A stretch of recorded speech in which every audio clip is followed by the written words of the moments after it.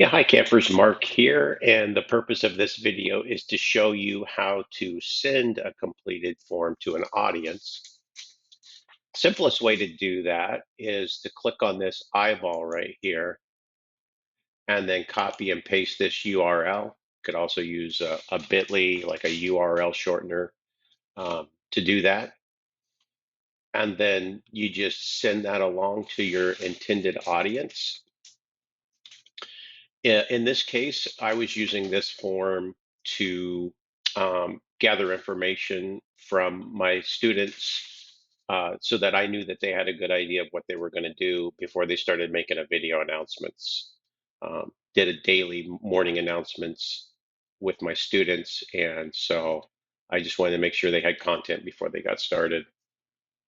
So that's one way. So another thing you can do is send it directly to somebody via their email. So to do that, you click on send, and then you just type in their email address. And then if you would like, you can include it in the email so they can just fill it right out in the email and hit send. I'll show you what that looks like on the receiver's end.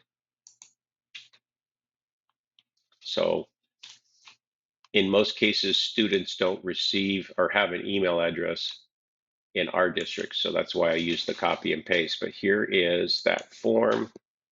You can see I can fill it out right here in my email, and I can review it and submit it right here.